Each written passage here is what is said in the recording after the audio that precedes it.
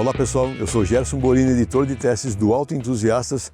Hoje eu trouxe para vocês conhecerem esse BYD Dolphin.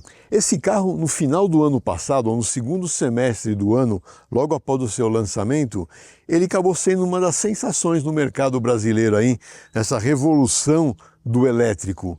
Por quê? Eles chegaram com um preço, anunciando o preço de R$150 mil. Né? Com isso, fez com que todo mundo abaixasse o seu preço para competir com ele. E o interessante é todo mundo falar, não, porque é o BYD, o Dolphin, aquele pequenininho. Lógico, se você compara ele com os outros BYD que a gente já avaliou, que é o Ram, o Tam, o Yuan, ou mesmo o híbrido Song, ele é menor. Mas, gente, ele não é tão pequeno assim. Ele tem um entre-eixo de 2,7 metros. Isso é entre-eixo de carro médio. E vocês vão ver que, pelo lado de dentro, ele tem bastante espaço, bastante conforto. Bom, ele é fornecido hoje aqui no Brasil praticamente em 4 cores. Essa aqui, que seria um rosa, tem a cor branca, ou na verdade eles chamam de amarelo, mas é um creme. Tem a cor cinza, que a gente já botou algumas fotos na matéria de lançamento no site. E tem também a versão Diamond, que tem a cor preta, que fica bem bacana esse carro também. Esse entre-eixo bem longo faz com que as rodas estejam bem aqui na extremidade. Então, o ângulo de ataque acaba sendo bem favorável. Ele tem esse para-brisa bem grande, um capô pequenininho, a iluminação é toda em LED, como a maior parte dos carros elétricos. Aquela imitação de grade aqui, conectando os dois faróis, tem a luz de rodagem diurna, obviamente. Aqui tem uma câmera frontal, que é bem bacana, às vezes mesmo em velocidade ela fica ligada. E aqui embaixo é a parte de admissão de ar, para resfriar a parte de baterias e de sistemas elétricos, ar-condicionado e tudo mais. Aqui na parte traseira, a gente vê, né, aquilo que praticamente todo hatch tem, que é esse defletor no teto. Eu gosto muito do que a BYD fez nesse veículo. Ela coloca alguns detalhes que lembram alguns animais marinhos, né? Então, por exemplo, se a gente olhar aqui essa roda, né? Ela lembra uma estrela do mar. Oh, já não é exatamente igual, já não é, mas ela lembra uma estrela do mar. Ela tem essa face semi-diamantada, pintada em preto, usa pneus 195/60/16, o freio traseiro ele é a disco, na dianteira é disco ventilado. A parte traseira, usando o mesmo conceito da dianteira, conectando os dois faróis lá, aqui conecta as duas lanternas, né? E a abertura do porta-mala é do tipo convencional, com molas a gás, 250 litros de capacidade. É um porta-mala pequeno, um porta-mala de um carro hatch. O step colocado aqui dentro é um step do tipo temporário, né? Medida 125/90/16 também, mas é bem alojado aqui, todas as ferramentas. Vê que o triângulo é outra coisa que em muitos carros importados ficam perdidos dentro do porta-mala. Aqui eles arrumaram um local para colocar o triângulo, fica bem posicionado também. E ele tem um carregador elétrico, né, que é fornecido junto com o carro, que é um carregador de emergência. É aquele que você pode ligar numa tomada padrão brasileiro aí, 110 ou 220. Nessa versão que nós estamos avaliando, ela utiliza um motor de 95 cavalos com 18,4 kgfm de torque. Ele está posicionado aqui na dianteira, a tração é pelas rodas dianteiras também. A abertura do cofre do motor é bem pequena, mesmo porque não tem o que fazer manutenção aqui. Basicamente, a água do limpador de para-brisa, água do sistema de arrefecimento. A gente vê que tem um reservatório só, então ele trabalha todo o sistema na mesma temperatura. Aqui o sistema de freio, né, hidráulico de freio, e basicamente é isso. Tem aqui uma pequena caixa de fusível, ele deve ter também a bateria de 12 volts, que é aquela bateria para alimentar os sistemas gerais aqui da frente, e o principal é a bateria de tração, ela fica no assoalho do veículo. E esse carro tem uma vantagem, por ele utilizar uma plataforma que foi desenvolvida especificamente para carros elétricos, ela acaba sendo uma bateria que ela faz parte da estrutura do monobloco, ou seja, da estrutura da carroceria. Isso aí deixa o carro muito mais rígido, coloca o peso, né, da bateria todo lá embaixo, melhora o centro de gravidade, porque baixa o centro de gravidade, apesar que o peso desse veículo, pelo tamanho dele, não é tão generoso assim não. Ele pesa 1.405 quilos e tem uma capacidade de carga muito boa, de 410 quilos, que significa 350 dos 5 passageiros e ainda são 60 quilos para ir no porta-mala. E com isso ele faz 0 a 100 em 10,9 segundos e a velocidade máxima é de 160 km por hora. Falando ainda da parte de bateria, o carregamento é feito por essa porta frontal aqui. A gente tem tanto a tomada tipo 2, né, que você consegue carregar até 6,6 kW, e tem a tomada conjugada aqui CCS, que seriam para até 60 kW. Então, se a gente fazendo aquela conta de padeiro, né, ele pode carregar numa taxa de 60 kW. A bateria tem 45, basicamente de 0 a 100%, leva em torno de 45 minutos. Não é um tempo muito longo de carregamento. Se a gente considerar que no dia a dia a gente vai carregar esse carro de 15 a 80%, numa carga em corrente contínua, é coisa de 20, 25 minutos está carregado. Já utilizando a de 6,6, que seria aquela carga durante a noite, usando um carregador em casa, ok, ele vai demorar aí às 8 horas, que praticamente é a hora que a gente está, o tempo, né, que nós estamos dormindo em casa. Fazendo aquela avaliação tradicional do AE do banco traseiro, a gente vê aqui que o que eles fizeram na porta, praticamente não colocaram nenhuma vedação nesse veículo. Ela tem essa vedação parcial aqui na parte inferior, né, para limitar um pouco a sujeira nessa parte aqui de baixo, que é interessante. Tem a borracha principal e aquela borracha que eu sempre falo que é mais para ruído de vento. Você vê que nesse carro ela está colocada aqui na própria carroceria e não na porta, né? Fazendo aqui toda a calha de escoamento de água. E eu tenho 1,81 m de altura. O banco dianteiro está regulado para a minha posição de dirigir. Um bom espaço para as pernas, né? O espaço para os pés também é bem generoso. A inclinação do encosto traseiro também é bom. Tem aqui o ajuste de altura do encosto de cabeça. A posição de sentado aqui me dá uma ótima visibilidade, fica fácil conversar com as pessoas que estão na frente. Essas maçanetas, aquilo que eu falo, né? Lembrando animais marinhos, né? A alça de teto são 3 alças. O teto ele é preto, mas acaba contrastando com o interior do veículo. Nesse caso aqui, uma cor bem clara, né? Que um creme e um pink, talvez, um roxo, combinando um pouco mais com a cor exterior do veículo. Ele é fornecido em 3 tipos de cores internas, então você também tem essa possibilidade de escolher outras cores, né?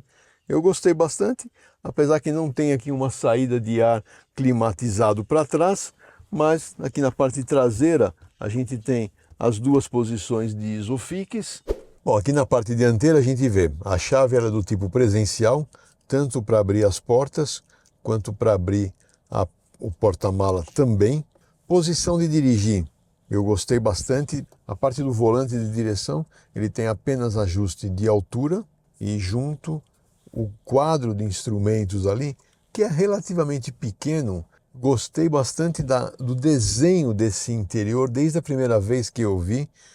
Obviamente essa cor aqui meio lilás não me agrada muito, mas eu já vi outras cores que agradam um pouco mais. Mas logicamente tem gente que gosta dessa cor aqui. A minha irmã é uma, ela adora essas coisas cor-de-rosas, Mary Kay da vida e tudo mais. Mas fazer o que, né? Cada um com o seu gosto, não vamos criticar, apenas comentar. A parte de volante, ele é multifuncional, com o lado direito a gente tendo toda a parte de comando de telefonia e sistema de rádio, e do lado esquerdo a gente tem o sistema de controle de velocidade de cruzeiro, que é do tipo convencional. E adicionalmente, a gente tem este pequeno botão aqui, que ele vai aqui na nossa tela multimídia, ele alterna entre o formato vertical e o horizontal, que é o que me agrada mais de utilizar. E essa central, ela tem um sistema de navegação residente. Além disso, ele tem uma série de aplicativos que você pode instalar, e o pareamento de Android Auto e Apple CarPlay é feito através de um cabo USB. Na parte inferior, uma USB-C e outra USB normal. Você vê que tem um compartimento fechado aqui na frente, tem dois porta-copos aqui, porta-latas, né?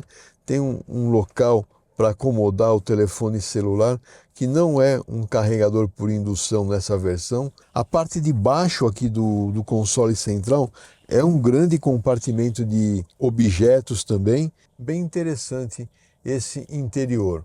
O espelho interno é do tipo manual, não tem aquele sistema eletrocrômico, mas faz parte, né? Tem uma série de coisas que a gente fica falando assim, mas esse carro não tem isso, não tem aquilo.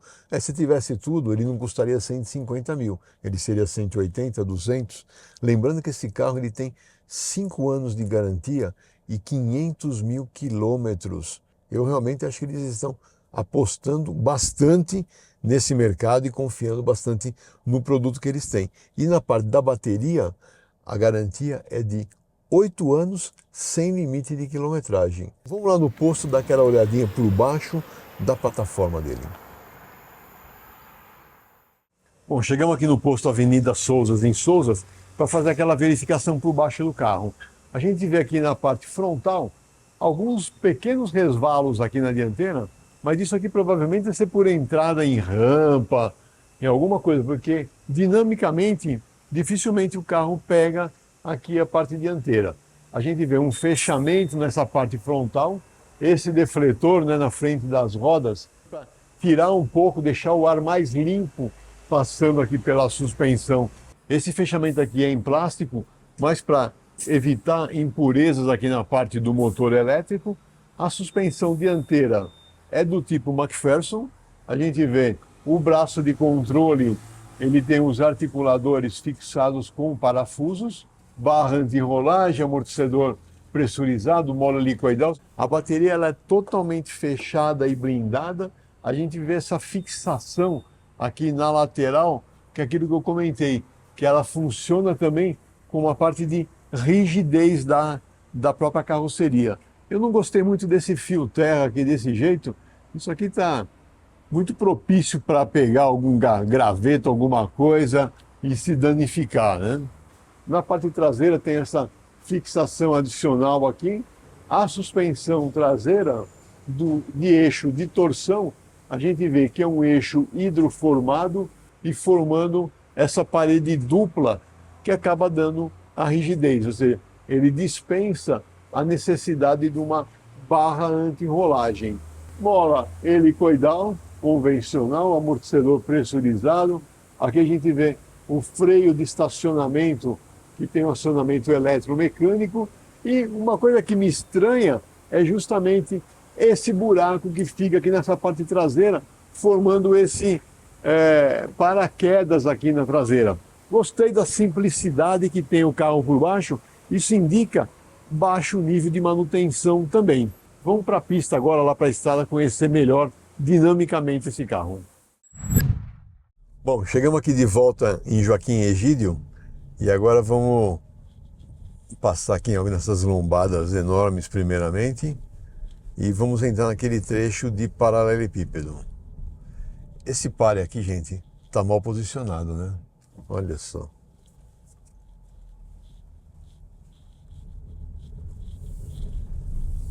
Essa primeira parte de paralelepípedo, a gente vê a aspereza é no nível de um veículo, de um hatch médio, aí, de um hatch compacto, que usa esse tipo de suspensão traseira com eixo de torção. Então, tá de acordo com o esperado, né?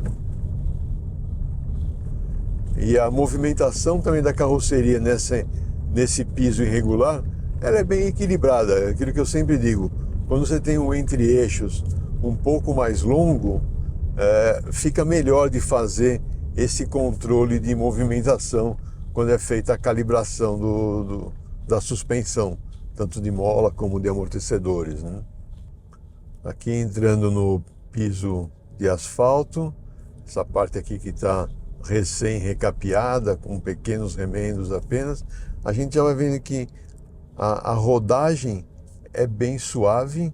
Essa outra lombada aqui mais, vamos falar assim, mais suave, ele passa bem, mas quando você pega uma lombada um pouco mais curta, a gente percebe ruído de queda de roda na dianteira, ruído bem forte, e na traseira a gente sente o fim de curso do trabalho da suspensão. O sistema de direção, ele é bem preciso, ele tem aquele sistema de assistência elétrica. A resposta de direção, ela é bem rápida, tanto na parte de manobras, quanto em médias e altas velocidades. Além do que a pega aqui, né, essa parte de empunhadura do volante, também ela é bem agradável, tem um diâmetro bom. Ela acaba tendo 3 voltas de batente a batente, mas isso não desmerece em nada o veículo não, ele acaba ficando bem agradável de condução. Na parte de desempenho, a gente tem aqui a opção de 3 modos de condução. Tem o modo Sport, que é esse que está ativado agora. A gente pode ativar o modo Eco, o carro fica um pouquinho mais, a resposta no pedal do acelerador fica mais suave. Ou então a gente pode ativar no segundo botão aqui o modo Neve, que seria para quando você tem algum piso escorregadio, você evitar que as rodas patinem nesse piso escorregadio. Aceleração e regeneração de energia. Ele tem aquela característica de você ajustar a regeneração de energia em 2 níveis, tá? Porém com a desvantagem que isso só pode fazer através aqui da tela da central multimídia. Você tem que entrar aqui na parte de configurações do veículo e com o carro andando, isso acaba sendo improdutivo você fazer isso. Então o que eu percebi nesse tempo que eu estou usando esse carro é que, acha qual que é a maneira que você gosta mais, se é com baixa regeneração ou com alta regeneração, faz o ajuste aí e deixa, entendeu? Porque não é como outros carros elétricos que dá para você ficar comutando essa regeneração a cada condição de pista que você acaba encontrando, né? Em termos de desempenho, esse carro tem aquela característica dos carros elétricos, né? Você tem um torque instantâneo, na hora que você cutuca o pedal do acelerador, ele responde rápido, porque não tem que entrar nenhum conversor de torque, nada. Então isso é bem agradável na condução. São apenas 18 kg de torque, não é aquelas enormidades que a gente vê em outros carros premiums, mas é suficiente para dar uma alegria na condução do veículo.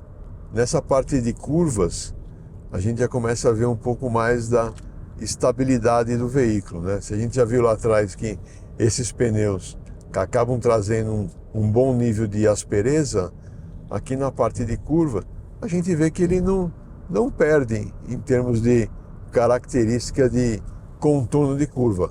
Aquilo que eu comentei também, o centro de gravidade mais baixo deixa o carro bem parado. Você vê que a rolagem da carroceria é pequena, então é um carro que está bem plantado no chão e dá para dar uma abusadinha a mais, ou aquilo, né, que eu falo sempre. Às vezes não é nem abusar, às vezes você está numa estrada que você não conhece, você encontra uma curva que você não conhece e acaba entrando mais rápido do que você deveria. Então você tem que ter um carro estável para conseguir fazer aquela curva sem se perder no meio dela, né? Então tem essas vantagens. E a outra é aquela parte de ruído de rodagem, né? Ele é bem silencioso, ele roda bem liso mesmo. Quando você vai aqui nos olhos de gato, dá uma passadinha em cima, você sente um pouco mais o impacto, mas na hora que você pega o asfalto liso, ele vem bem agradável mesmo em termos de ruído de rodagem e até o ruído de vento, já andando aí a 120 por hora na rodovia dos Bandeirantes, é outro item que me agradou. Eu estava com um amigo no carro, deu para vir conversando sem fazer nenhuma dificuldade. Então, é outro ponto positivo que eu vejo nesses carros elétricos e principalmente nesse daqui.